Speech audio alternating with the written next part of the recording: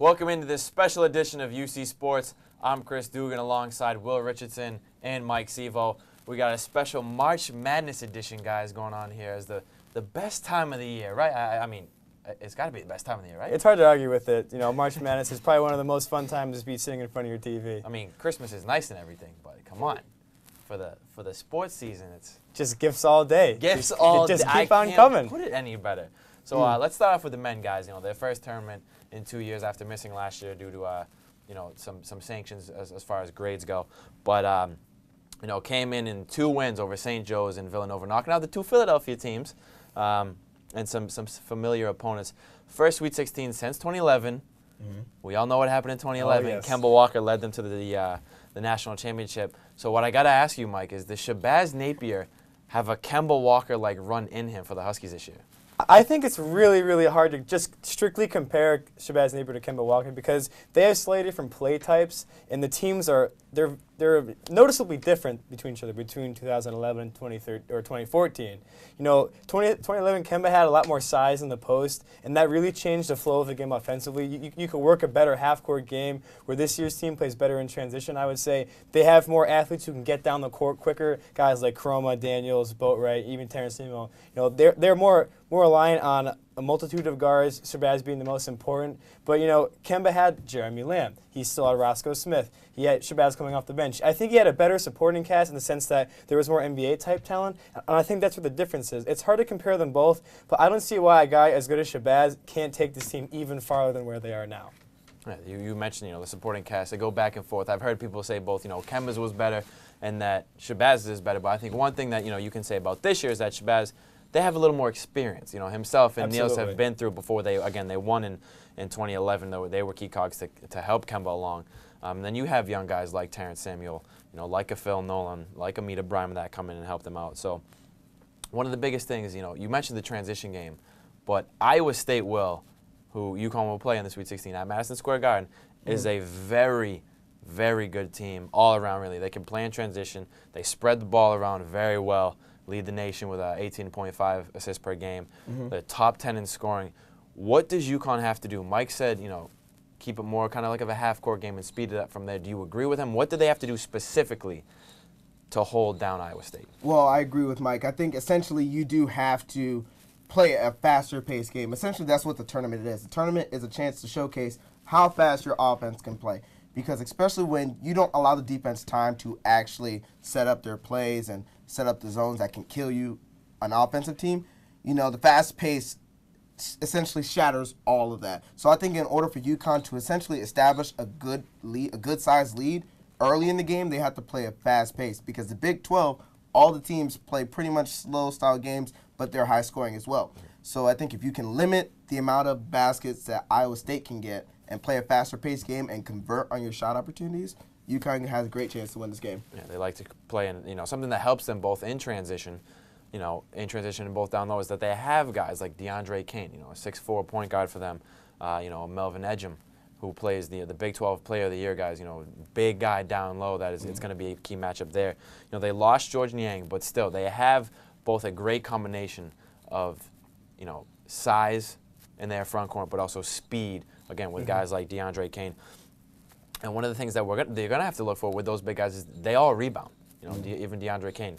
As much as we all here say that, Shabazz leads this team in rebounding, Iowa State is very good at rebounding as well. Their point guard, again, Kane, gets, averages more than 6 rebounds a game. They have 3 guys with their 2 top rebounders get over 8 a game. They have 3 guys with at least 6 rebounds. UConn, 0. So that is going to be another key factor in this game. How are they going to be able to limit Iowa State on the boards, Mike, and make that an advantage for them?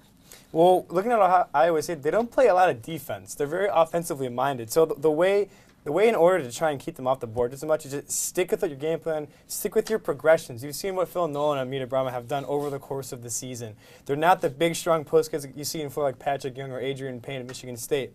But Nolan can take charges. Bryman's got extreme length, better than a lot of length that UConn has seen all year, or other teams have seen against UConn all year.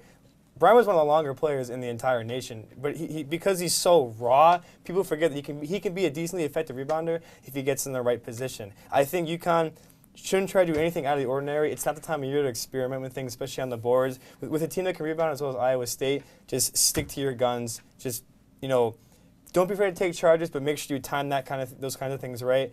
And if you can rely on the good shooting that you have, rebounds won't be that important. Yeah, they're going to need help all around, obviously, especially, again, down low. But, again, going back to, we say it so many times, Shabazz leading this team in rebounding. But one of the things that he finally showcased, I shouldn't say finally, but that he showed in this tournament, is that he is very capable of taking over a game scoring-wise. We've seen that many times this year, specifically, against Memphis when he had his career high and he took over, especially in overtime. But, 25 points against Villanova. He sat out most of the first half with 2 fouls and scored 21 of his points in the second half.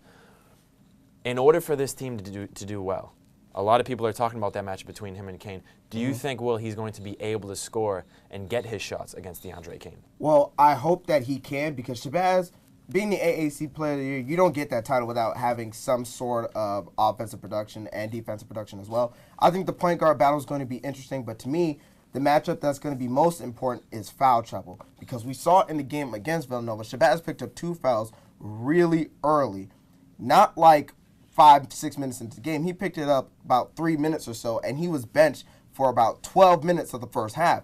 And luckily, they got production from Boatwright, from Terrence Samuel, from DeAndre Daniels, and everybody on that team to step up. So it's not going to be just about Shabazz being able to outscore Kane. It's going to be about, can the team produce when the bodies are focused strictly on Shabazz?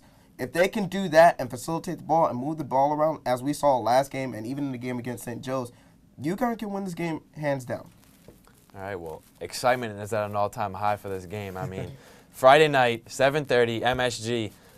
The excitement high, I don't know if it can get as high as the ticket prices, but we're not going to talk about that. When you're talking about Final Four ticket prices for a Sweet 16 game, just imagine that atmosphere. Really, really, really, really loud. I am excited to watch that. To Brings you back to the good old days of the Big East, huh? Yeah, a little the Big East to believe that Big Ten and ACC didn't want UConn or wanted teams above them for the so-called New York market, but we won't get into that, guys. Let's transition to the women's side of it. And guys, I don't think any really surprise here is that they cruised into the Sweet 16 with wins over Prairie View A&M and St. Joe's last night. Their 21st straight Sweet 16. That just, when you actually think about that to make 21 straight Sweet 16s. I know it's, and include the 8 championships. I know it's over all those years, but, and I don't want to say the word. I don't want to say the D word. I don't want to say it. Say it. No, I'm not going to say it. You gotta I'm not going to say it. Okay. I don't want to say it's a dynasty because it is over that many years. Well, but to see that, that success over this length is incredible. But again, let's get back to this tournament. And Kalina last night. Will, you were covering the games. Kalina last night, a triple-double. Brianna Stewart with double-doubles in back-to-back games. Last night, Kalina, the 3rd triple-double in UConn history, 2nd this season, as Stephanie Dolson had one earlier against Oregon. They're dominating. What, if anything, can they improve on going forward? Honestly, at this point with the UConn team, I don't really think there is much you can improve. I think one small thing maybe be the fact that UConn has started these last couple of games slow.